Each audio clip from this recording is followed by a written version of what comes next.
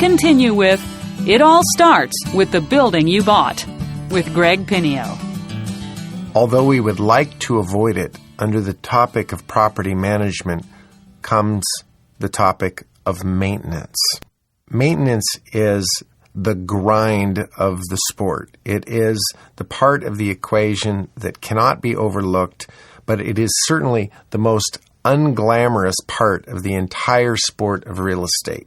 And yet, if it is not done and done correctly, everything you have worked up to at this point can easily go down the toilet if you do not have a maintenance plan and scheme that you hold yourself to.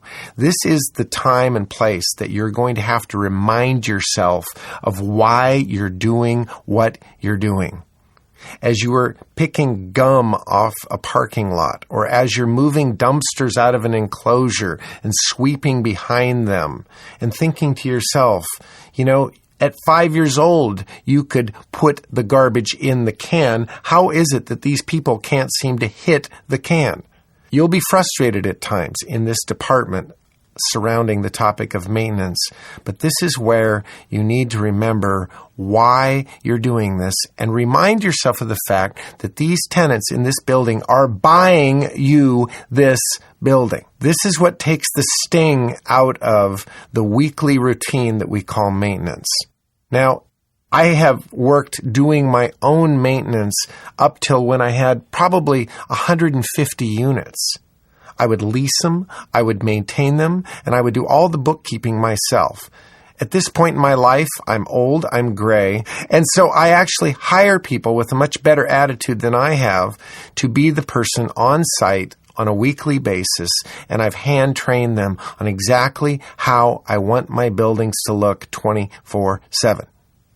This is the picture I want to see, and it is your responsibility to keep this picture looking this way. Here are some of the things they do on a weekly basis. Now, every building is different, as you know. So consequently, you're going to have to make your own list surrounding this issue of what needs to be done. But these are some of the things that we do on a regular, weekly basis. This isn't seasonal. This is 24/7, 364. All right? So we'll get into seasonal issues in a moment. But right now, I'm talking about somebody showing up with a lot of tools in a vehicle, and here are the things they take care of. One, let's start with the common areas of a building. If there's any interior common hallways, any interior common spaces, they are vacuuming those common areas. If there's stone or tile, they are mopping those common areas. Laundry rooms, if those are common laundry rooms, they are sweeping, mopping, cleaning those laundry rooms top to bottom. Light bulbs, every exterior light bulb or any interior light bulb in a common area is checked and replaced. Under the topic of light bulbs, understand that all light bulbs are not alike. I know this is so boring and so detail-oriented, but long life light bulbs will pay for themselves 10 times over. Forget the cost of the light bulb. Think about the cost of paying a guy $20 an hour to go get a light bulb, grab a ladder, set up a ladder, and replace it. If it takes him 10 minutes, now all of a sudden, when you factor the labor on that issue, spending more for a long life light bulb makes a heck of a lot of sense. Okay? Not to mention that all light bulbs aren't the same in terms of electrical use.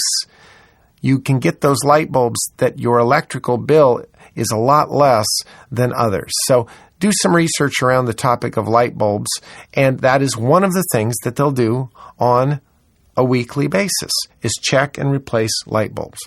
Obviously, the grounds of the area, the lawns, the edging, the flower beds, the weeding, blowing of the parking lots, and on a monthly basis, we don't blow the parking lots, we actually sweep the parking lots. Blowing only does so much. Sweeping is a lot better, okay?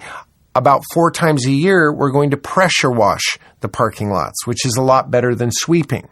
You see, so this is something that if you're wanting to keep building tenants happy, you're going to have to keep that building looking incredibly sharp. If you want them to do their job in keeping their unit nice, you better keep the outside of that building nice and the grounds thereof. Parking lots are an issue all by themselves. If I see a car that's dripping a lot of oil and messing up my parking lot, those tenants are going to get a notice that says you no longer can park this car here until you get it fixed, because that is damage. It's damage. And I'm very proactive with that whole topic. If you're damaging my property or building in any way, I am on top of that. And I'm letting you know this doesn't work for me. Okay?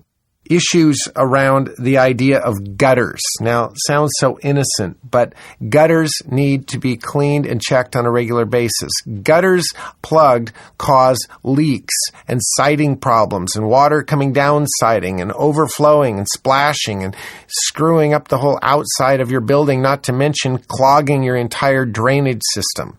So, proactive measures around cleaning gutters and or getting the type of gutter that doesn't get clogged are something that we really pay a lot of attention to. And there's all kinds of companies who deal in that.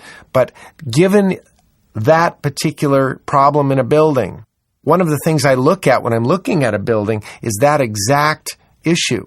If there's a whole bunch of maple trees surrounding this building, I am really looking long and hard at, can I get these trees down? How do I make this site so that my maintenance is much easier? As beautiful as those things are, I like them about a half a block away. On my site, I don't want to have a dark, tree-covered lot that's going to be covering my roofs and filling my gutters and causing me to do nothing but rake and clean all the time.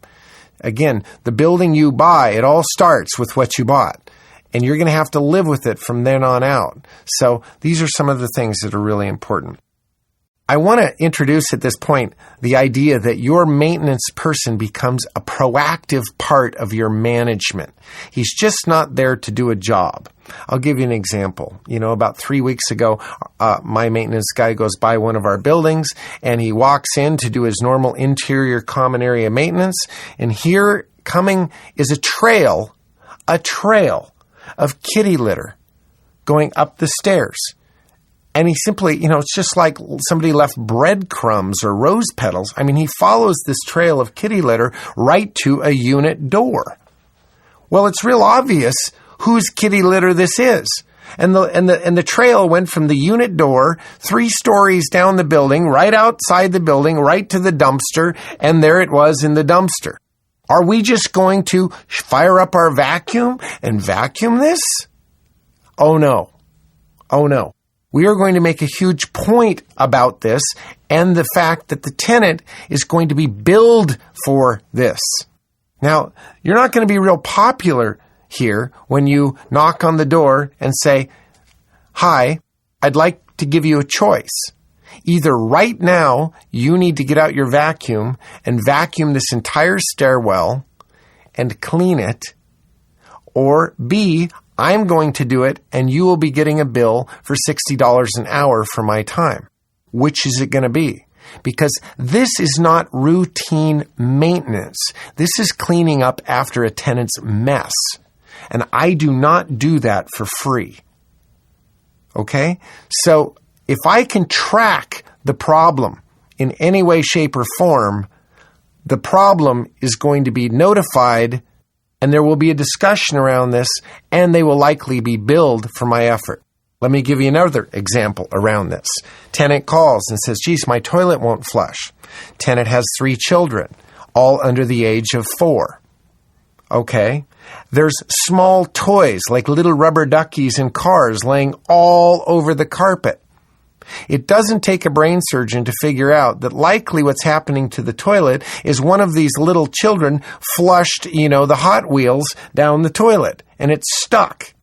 First time, I'm going to plunge the toilet, and okay, here it goes. By the second time they call me in a 2-week period that, oh boy, the toilet still doesn't work, or it's not working again, I'm going to have this discussion. And the discussion goes like this. I am willing to bet that if I drain the water out of this toilet, unbolted it from the floor, picked it up, flipped it upside down, and shook it, that what would come out of it is a small toy. Oh no, my kids would never do that. Okay, well let's check. Because if I find a small toy in this toilet, this is not like landlord responsibility, I'm fixing your toilet now. This is you who are going to get a bill for $60 an hour for my time to clear your toilet. Here's the heading of what I'm talking about. I am holding people responsible for their own actions. I'm going to be responsible for my actions. If you do something to my building that causes me effort, time, money, expense, and it's your mistake, you will be paying Mr. or Mrs. Tenant for your mistake. All right? The tenant who is backing out of the parking lot and isn't paying attention and slams into the post of a fence. Is this something that I'm going to go, oh, looks like I have a broken fence? No, I just turned into Columbo, investigator extraordinaire. I am going to look at the paint color on that fence post. And it just happens that the paint color is of this car. And oh, by the way, there's a little scrape on this car right where the same exact height as is on this fence post. And I've figured out exactly how that fence post got broken. Guess what? They're paying for it. Period. End of story. I am extremely deliberate about my property management. I am not passive, oh, whatever, I guess I'll just pay for it. Oh no. People are being held accountable for their actions. Somebody gets hammered, comes home at night, decides to get sick on their front door and, throws up all over the carpet, and they call me tomorrow. Oh, gee, the carpet out front my unit kind of stinks. Could you send the carpet cleaners over? My first question is, how did the carpet all of a sudden stink? Now, I know that some of these stories are a little bit gross, but I'm telling you that even in the most wonderful romantic locations, if you do this long enough, and if you have enough units, you too are going to be privy to such stories. And what I'm trying to do is give you the ammo and the courage to manage this property. Remember the iron butterfly? Kind, wonderful, gentle, know your tenants, absolutely personable in every situation. But boy, if they get outside of the parameters of what's acceptable to you, this is where the butterfly puts on his armor and goes to work. Because certain things just don't work for me, and I'm extremely deliberate. And I will look him in the eye and say, listen, this does not work. And by the way, when the bill comes, I need it paid and paid now. And if it isn't, you will get a 10-day pay or quit notice, by the way. That's the deliberate change of tone and demeanor. And it needs to happen if you're going to own this building and live with it over a period of time. Let's talk for a moment about seasonal, proactive maintenance. Obviously, wintertime rolls around, and there are several things that need to be done immediately in that season, and actually prior to that season. This is when exterior hose bibs are wrapped and insulated carefully, right? This is where your irrigation systems throughout your landscaping are drained, hooked a compressor up to, and blown dry so that those underground pipes don't freeze and break throughout the winter. Systems turned off, drained, and cleaned out. Winter is a time that you really need to get by the building on a regular basis because high winds and rain oftentimes are going to mess some things up. And you need to really keep an eye that make sure that drains are clear and gutters are clear and all of those sorts of things, because a plugged drain, I remember buying a building once where literally nobody had been on the roof of the garage, I imagine, in years. And here is a flat-roofed garage, a 5-unit garage. So there's 5 garages, and the roof is flat with about a 4-foot parapet wall coming up all the way around the outside perimeter of a flat-roofed garage. And there's a big drain in the middle of the garage, right dead center in the middle. So everything's slightly sloped to the middle of this garage. And upon my inspection of the building, of course, I wanted to check out the roof of the garage. And I put my ladder up and I walked up, and as my hands reached the top of the ladder, I'm going to reach over the parapet wall to kind of pull myself up. Well, when I reached over about 6 inches on the other side of the parapet wall, my hand was in water. There was 4 feet of water standing on the roof of this garage. Absolute miracle that the structure and engineering of that garage was so bulletproof and built so well that it could handle the weight. I'm looking at this going, oh my gosh. I actually went down. I didn't know how deep the parapet was, and I actually got a tape measure out of my truck, took it back up there and ran it down, and the farther it went down, I couldn't believe it. It was just under 4 feet of standing water on the roof of this garage. Well, needless to say, that would never happen on one of my buildings. And the first thing we did when we bought that building was put on chest waders, walk out there with our feet, find where the drain of this thing was, and with a broom start clearing out the debris that was plugging the drain. And here we're basically like draining a swimming pool. And then from there, clean up all the sludge and all the needles and all the leaves and a trailer full of sludge that was on top of this roof. Then bring the pressure washers on and clean it really good. And now it gets put on a weekly maintenance schedule to make sure that that drain doesn't plug. There's an example of the kind of proactive maintenance that we do. Other seasonal maintenance items. Come spring, what happens in spring? Well, everything grows, right? Everything extends growth. We've got trees that are blooming. We've got things that are growing. Well, during that springtime, that's when roots of trees take off and decide to just extend themselves a little farther. And on some buildings, where they're older buildings, that's where the roots of these trees do what? They go into these old sewer lines, these 3-foot concrete section sewer lines, and they go into the sewer lines, and you can count on it. Absolutely count on it. It's about a 3-week period, and you start getting calls that my toilet's backed up. Sewage is coming up in my bathtub. Sewer line's plugged, right? So knowing that happens, we proactively send out our crew the first part of the spring with a huge, power auger, roto-rooter type machine, a power snake, to proactively, before we get that call, and have bathtubs flooding over into living rooms with raw sewage. That's really a lot of fun. We go out there and clean out the sewer lines of buildings that have the old concrete lines. We just know it's going to happen. So let's just stay ahead of the curve and go out there and in non-traumatic conditions, just get the job done. And that way it never becomes a problem. You see? So these are some of the things that you keep an eye on. And every building, again, is different. Most of the buildings I own are in Seattle. Of course, that's my hometown. In Seattle, as most of you know, it has a bit of rain occasionally. Okay? So when I'm buying a building, flat roofs in Seattle aren't my roof of choice.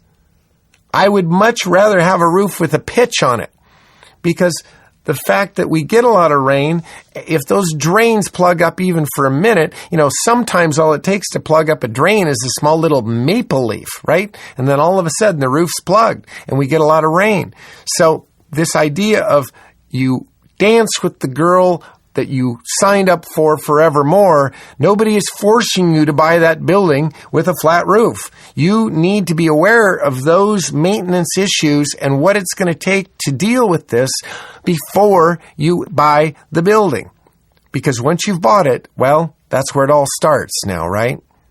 The fun of the sport, of course, if you haven't picked up on that by now, is the whole hunting piece and the excitement of the deal and negotiating the terms and all of that. And boom, now the work starts. So be very, very aware of what is it going to take? What is it going to take to maintain this building over time prior to signing up for this? Because certain buildings are much, much easier to maintain than other buildings. It's very important in the whole spirit of communication that you are extremely clear with your tenants what you expect out of them from the get-go. And that list of expectations is very building specific. Very building specific. Let me give you an example. I spoke earlier of a building that I purchased in Seattle on 120 feet of waterfront on Lake Union. Okay? Well, that building happens to be absolutely front and center. It couldn't be more front and center to the fireworks celebration that happens in Seattle on every 4th of July. Here we go. When I rent a unit in that building to a tenant, I have a separate addendum on that lease that talks about 4th of July as it relates to this building. What do I know in advance? I know that they are going to want to invite every friend they ever had to this particular building to spend the 4th of July with them. They could sell tickets to sit on their lanai for this building, and that's no joke. Well, in advance of that, I need to tell them a few things around that particular day. One, that the roof of this building is absolutely off limits. If anybody is caught on the roof of the building, and you'd have to work to get on the roof, but if you did work to get on the roof, I let them know in advance that that person will be arrested and prosecuted. Two, that the conduct of your guests for that evening is 100% your responsibility. Three, that there will be absolutely no fireworks of any kind at this particular location on this particular day, or any other day for that matter. Four, that parking at this particular location is by tenant-paid parking only. That if you are not a tenant who is paid to park at this location, and all of a sudden an extra car shows up, it will be impounded at that person's expense. 5 is the issue of garbage disposal and recycle disposal. Everybody in this building, there's 11 units with 30 of their closest friends. Imagine how much beer and wine is gone through on the 4th of July. This is a major issue. And so prior to the day, we have a discussion about how do you appropriately handle your bottles and your garbage so that the dumpster and recycling areas in the morning don't look like the city dump. We have that discussion in advance, and I walk them through this addendum prior to even signing the lease to warn them in advance that these things will be kept in control and that an owner or an owner's representative will be here on the 4th of July enforcing these things. This idea of expectations is so critical. These are the rules. These are the house rules. These are the laundry room hours. These are all of the guidelines for how I expect you to act at this location. And I go through them one by one by one. And every building is slightly different. So this addendum is modified to fit every single building. And I have this one-on-one discussion before anybody ever gets the keys so that they know up front. And they sign that they've understood everything I have said. Now when I call them to say, okay, bad news. Your friend that stayed with you last night, that thought that he could park behind your parking spot and that he was only blocking you in and it shouldn't be a problem. Well, just to let you know that your friend has been impounded.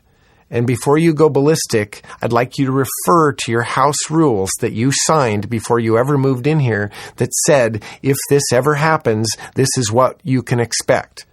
So make sure that you're looking in the mirror prior to cursing this inconvenience, because this isn't my fault. This is your fault. Okay? proactive communication, laying out expectations. So many building owners never have these discussions, and consequently, who's to blame for the miscommunication and problems that they have? I'm going to make sure that they know exactly what I expect of them, and then it's my job to hold the line. We can't address the issue of property management without addressing the issue of expandability. We cover the issue or the topic, the heading of expandability, exhaustively in our Wisdom for Wealth series.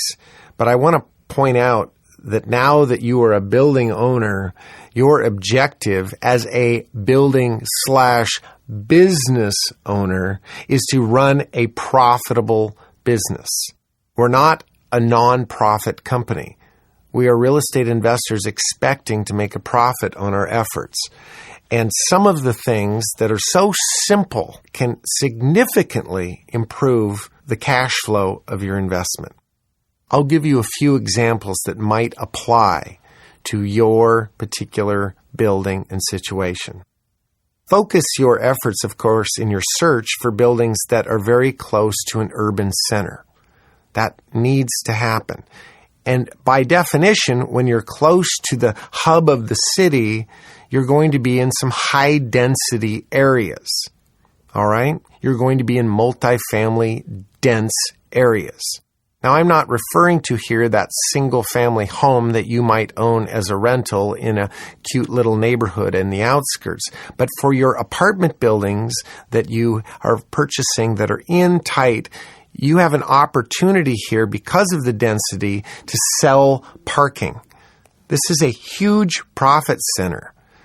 Nobody has ever called me and said that their parking space is dripping, leaking, or, smells funny. The maintenance on a parking lot is basically non-existent. You blow it occasionally. But I have buildings in tight to Seattle that I am renting covered parking for $100 a month. If it were a garage, enclosed garage parking, it's $150 a month. And exterior parking outside of any cover at all is still $50, $60, maybe even $70 a month for a parking space. Well, this is a huge income stream. Then when parking becomes assigned, of course, you get the joy of being the parking enforcer. And this also is a profit center. Now, you think about how many buildings have you been by that have signs posted all around the parking lot that say, if you are improperly parked, you will be towed at your expense. Why would I want to give all of that income stream to a towing company? Why do we need to hook up the car and necessarily tow it? I just am trying to make a point here. Remember, I'm the parent trying to educate my children. I don't necessarily want to, take them out to the shed. I just want to slap their wrist a little bit. Okay? So what I'm wanting to do here is I'm putting signs, my own signs, around the parking facility saying that this is a paid parking lot only. Only tenants who have paid to park in this space are allowed to park in this space. All other people and their vehicles will be impounded at vehicle owner's expense. And so in all of my buildings, right in that building somewhere, be it a storage room or a small little workshop or maybe a little section in the laundry room, on site of that building, I have barrels full of concrete with wheels and axles and a little handle to pull it with like a shopping cart with huge chains and a great big huge lock. And be it myself or my maintenance person or my leasing person, we all have keys to this lock. They're all mastered on one key. And in all of our briefcases, we have these pre-made up signs that are plasticized so that we can put them on people's windshields that simply say, attention, your vehicle has been impounded. Notice the concrete wheeled block attached to the rear axle of your vehicle. Instructions are as follows. You need to go get $300 cash or cashier's check made out to Greg Pinio Property. And when you have your cash or cashier's check in hand, then you need to call this phone number and we will show up at our convenience to unlock you and collect your money. Then the famous line. Prior to cursing this inconvenience, make sure you are looking in a mirror. Now that's a kind way of saying you're the idiot that parked here, not me. And don't yell at me, yell at yourself. Because it is so crystal clear, you took the risk, and guess what? You lost. Well, if you're afraid of confrontation, you may not want to do this, because you will get some people that'll absolutely go ballistic. That doesn't move my gauge to 1, I need to tell you. I just listen, kind of smile, and then I say, okay, are you done? Is there any questions you have on the procedures you need to go about to become unimpounded? Because I've heard your story, and here's what you've got to do. And when that's done, let me know. Be happy to unlock that chain. And if you're going to get abusive towards me, I'll simply call the police, and you can get abusive in their presence. But here's the way it works around here. Period. End of story. You know what? You're only going to have to do that a few times in that building, and then your tenants become your advocates. They will not allow their friends to park in that parking lot because they know you're there lurking. And that at any time, it takes me about 22 seconds to go into the room, grab the barrel, go out, chain the bumper, lock it, and I'm out of there. Period. Done. If you want that car to sit there for 3 weeks, well, I'm just going to let it sit there. Great, let it sit there. It's $300 a day. Let it sit there as long as you want. Matter of fact, please let it sit there. That would be good. Now, again, in the idea of expandability, selling parking is one thing. But if you sell parking, you've got to enforce the parking because you are selling people a right to be the only vehicle allowed to park in a certain space. And that's good for you. You want to do that. But if you're selling that right, you need to protect their right so that when somebody's parked in their parking space that isn't supposed to be there, you are handling that situation immediately. I personally just don't give the $300 to a tow company. I'm the tow company. So let me tell you about a 38 unit that I bought. It's 38 units and 18 exterior parking spaces. So the minute I bought this building, we get the word out to the tenants that these parking spaces are now not first come, first serve anymore. These parking spaces will be assigned, and if you want one, it's $50 a month, and you need to sign a rental agreement, and we need your vehicle description, make, model number, license number, and that is the only vehicle that will be allowed to park in that space. And we simply posted that list. Of course, they filled up instantly. We posted that list in a workshop that was 15 feet from the parking lot. And literally, it became a profit center all by itself. We had 3 concrete barrels with wheels and chains, 3 of them in that workshop. And we were around that building for the first 90 days of ownership, 20 hours a day, my crew and I. And every time we'd hear a vehicle park in the parking lot, it became, a thrill for us. We'd walk out on the line, heard somebody drive in the parking lot. We'd kind of look, and we knew exactly what vehicle was allowed to park in that space. And if it wasn't that vehicle, one of us would just love to be the next guy to run down to the shop, grab the barrel, roll it out there real quick, chain the bumper, put the thing on the front windshield, and run back to the job site or run back to the unit we were working in. We would impound cars while they were still running. People would pull in the parking lot for 30 seconds to run into their unit and grab their, whatever and run back to their car. And by the time they got back to their car, we were nowhere to be seen. We were back hiding in the workshop. And here's this huge barrel chained to the rear end of their car. And I wish I had it on videotape, just the reactions of people. It's almost like Candid Camera, only worse. These, oh no, and I don't have time for this. And of course, they don't follow the instructions to, go to the bank and get their money. They just get on the phone immediately. Well, of course, we anticipate this. and our outgoing message on our voicemail, we actually see them dialing the number, and we know, here it comes, the phone's going to ring any second, and sure enough, the phone rings. So what do? We let it go to voicemail. And that particular voicemail says, hi, you've reached Greg. I'm not available right now, but certainly leave a message at the tone.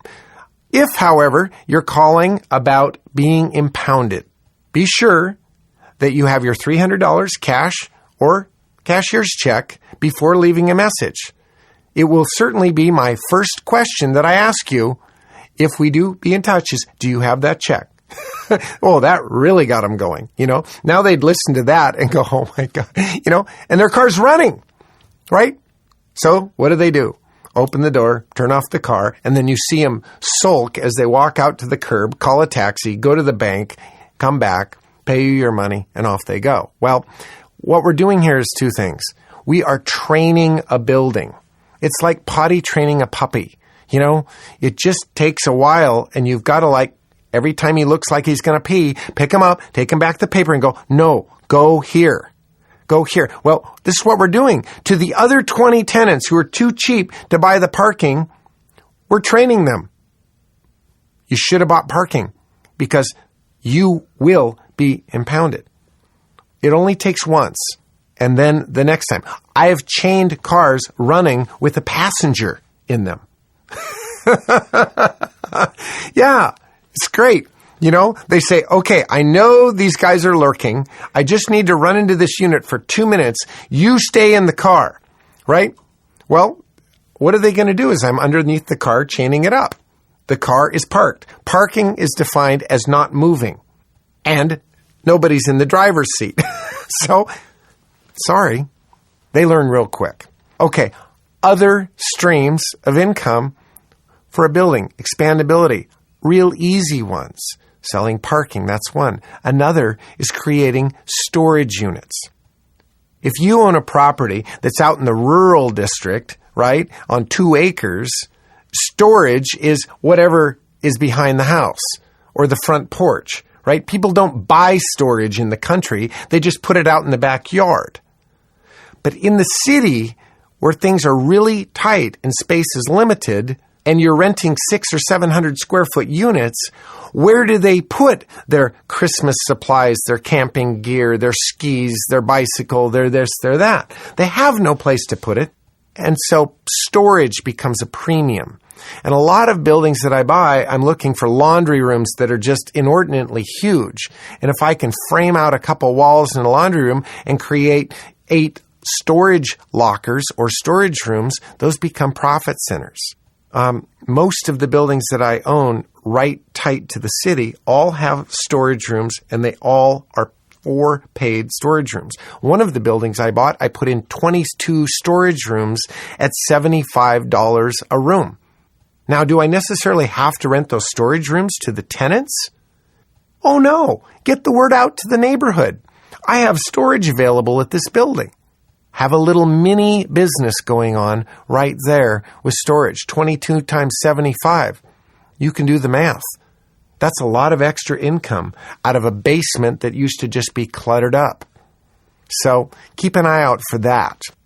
Coin-operated laundry is another one. I'll never forget buying a 38 unit where the owner, out of the goodness of his heart, had 2 normal washing machines and 2 normal dryers in a laundry room where he was paying the water and the electric for the tenants to just do their laundry. Well, guess what happens? Here's 38 tenants that realize this is free laundry. It's no wonder that the laundromat a block away was failing in business because everybody in the surrounding area was bringing their laundry to this building because it was free. Also, there wasn't locking doors on the laundry room, and there was no hours posted on the laundry room. People were doing laundry at 3 o'clock in the morning at this building who lived in the apartment building next door. And he wondered why his utility costs were so high. I looked at that, and all I saw was an opportunity because, of course, I'm buying the building based on the income stream that it generates when I bought it. Well, all of a sudden, those 2 washers and 2 dryers are gone. The locks are changed on the door, right? and their coin-operated laundry. $1.50 wash, $1.50 dry. That threw out on that building almost $2,000 a month. And of course, if you've taken our Foundations for Freedom seminar, whenever I tell you a monthly positive cash flow number, you, in your head, of course, are equating that $2,000 a month to $400,000 purchased at 6% worked backwards. So that $2,000 a month isn't $2,000 a month. It's the opportunity to borrow $400,000 and pay an interest-only payment at 6%, which is that $2,000 a month. Of course you know that because you've studied these things. The point I'm making is that laundry can be an income stream all by itself. All right? In the laundry room, you may want to have a soda machine. You may want to have a video game. You may want to have a couple other little profit centers going on right there in the laundry room. People do their laundry, they go down there and they typically just start it and wait for it to get through a cycle. They bring a book. Well, they might as well be playing your video game at $1.50, right?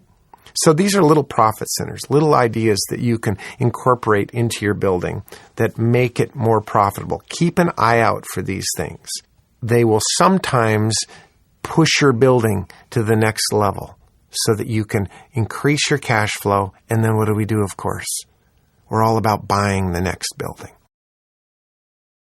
Along the way, in your management of this wonderful new romantic asset that you have, you're going to continue to remind yourself of the why you're doing this. And I would like to remind you to think in terms of not only where this building is going to get you eventually, but creating a scenario where that building has increased value based on your proactive measures. If you want to go and review your notes, or where we will talk extensively in our Foundations for Freedom series on how you value an apartment building, as we will recap, that building is valued based on the income stream that it generates.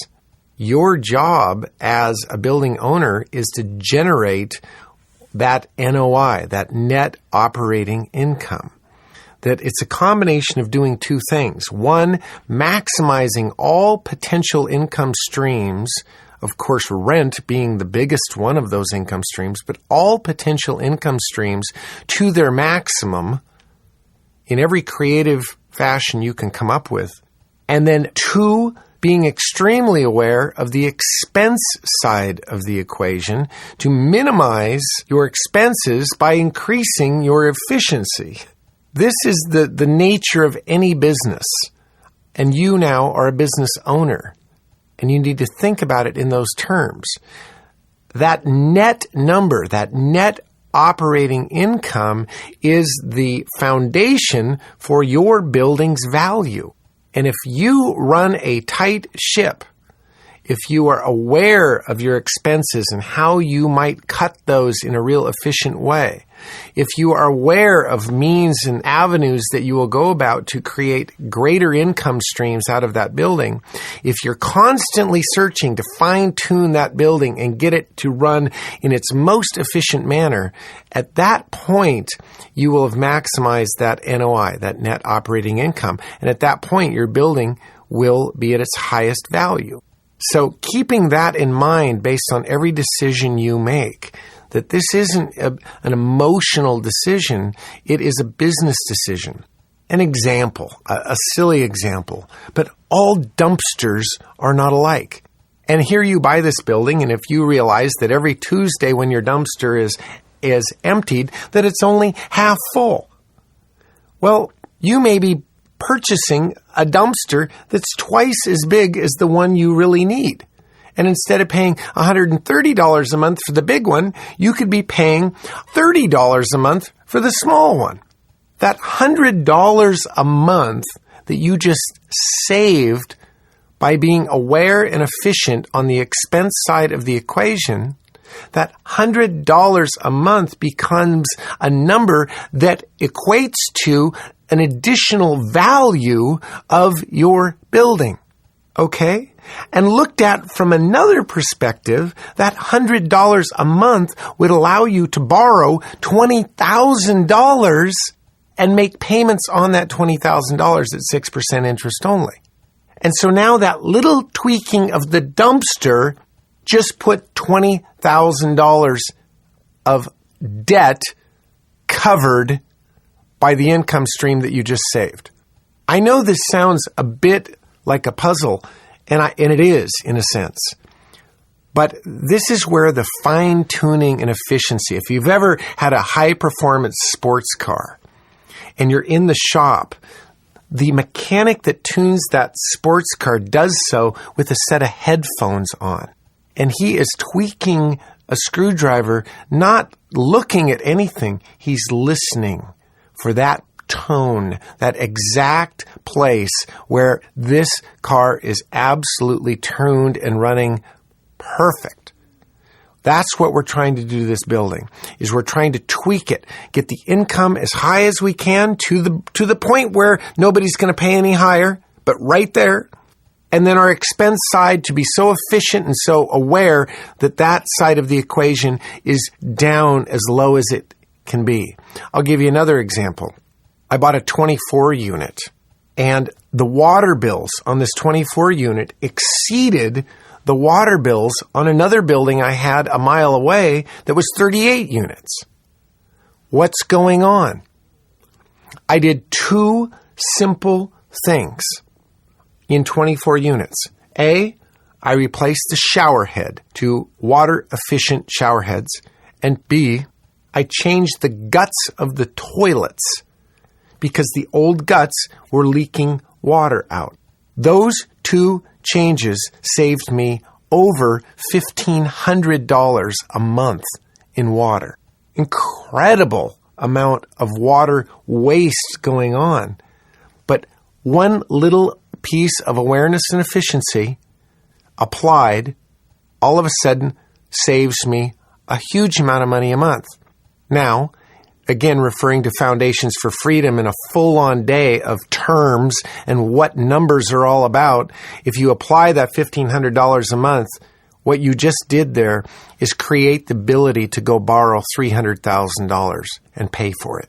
By what? A few shower heads and a few guts of toilets allows you now to go cover your expense on borrowing $300,000? Do you see how small changes have huge impacts? And that's what property management is all about. Being an educated, efficient business owner so that you are sitting on this nest and watching every single move it makes. And if you've got people doing that job for you, you're sitting on them and watching every move they make. Always remembering that at the end of the day, this is a tool that plugs into your why. That is what this is all about. You are now not trading hours for dollars, are you? You have put the reins on a horse that knows how to run, and it will get you there. We have sat now for nearly 3 hours and chatted with you about the topic of property management. You might be worn out by now. But I want you to consider for a moment the alternative. Do you realize what percentage of our country gets up in the morning, gets dressed, and goes to a job that they can't stand? Do you realize what percentage of our country gets up in the morning realizing that this will be another month of hand to mouth? Are you aware of what percentage of our population retires with dignity? And what percentage retire, if they're lucky, with a Social Security check? Barely enough to pay rent, reasonable food, and the ability to maybe see a movie once a month? This is a job, this property management side of the equation. It is work. There's no question. There's effort that you will need to expend on a daily basis to keep an eye on your assets, to manage your property. But I'd like to have you reconsider once again the why you're doing what you're doing. And 2, be encouraged by the headway that owning real estate offers you.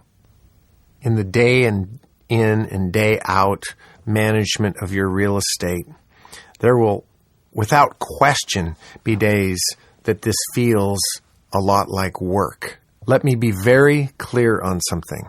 My version around the sport of real estate investing is all about hard work.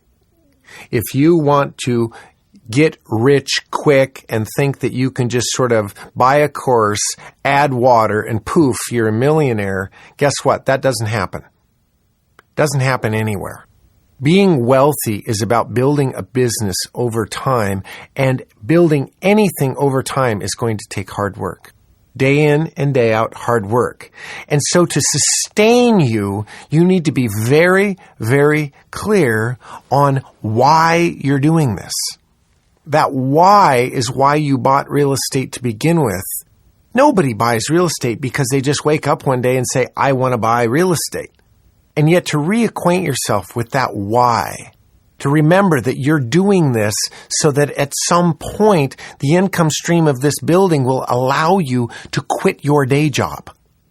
You're doing this so that you can send your kids to an incredible college and be able to afford it at some point in time. You're doing this to have a respectable retirement, not counting on Social Security to, take you out of the game. You're doing this so that you can travel, so that you can have an unbelievable home, so that you can do things for your family and friends that most people cannot do. That why, whatever that is for you, needs to be clearly defined and visualized on a daily basis. So that when you're there, picking up around that dumpster of the person who can't quite hit it from 10 feet away, you will remember that you're doing this for a reason. And that as the equity in this building grows, again, referring to Foundations for Freedom, we all know that the next step is going to be harvesting that equity. To what? Buy more buildings. And as they grow, harvest the equity to buy more buildings. Wealth is produced by leveraging, appreciating assets over time. But money, all by itself, is never going to motivate people day in and day out.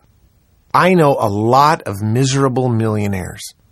Your why is what motivates you day in and day out to stay the course and run this business we call property management.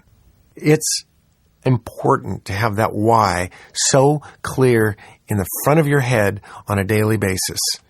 It will keep you from getting discouraged with this sport. Every year, for me, it's sort of a sacred moment. And at the end of the year, I pull out a spreadsheet that I put on my computer, a very simple spreadsheet that has building address, value of building, what's owing against the building, and my equity. Equity being the key. Equity will just transfer right down into your net worth, won't it? Well, every year, I take out my various amortization schedules and statements. Every year that I've hung in the arena, that I've stayed with it, that I've kept that building nice and clean and full, every year, I literally am telling you the truth. I pour a glass of wine, I sit down at my computer, and I enter the new principal balance of now what's owing on that building. After another year of survival, I've made it one more year. And I'll take a building that at the start of the year, I owed $775,000 against this building. And the sacred moment comes when I type in $741,000 and hit return and watch my equity number just go poof and change. And then I go to the next building and the next building. Well, it starts with one building. I could reacquaint you with the story that we go into in depth in our Wisdom for Wealth seminar of a friend of mine who worked for 32 years, never missing a day of work. 32 years working for the federal government. And along the way, bought 2 buildings, a house to live in, refinanced the house to buy 1 sixplex. Well, at the end of 32 years of working for the government, what does she get? A retirement of $2,000 a month. But after buying a house and 1 sixplex, part-time, on her afternoons and weekends, going over there, mowing the lawn, vacuuming stairwells, keeping her building rented, at the end of 18 years of part-time work on this house and this building, those 2 assets created a net worth of about $1.2 million.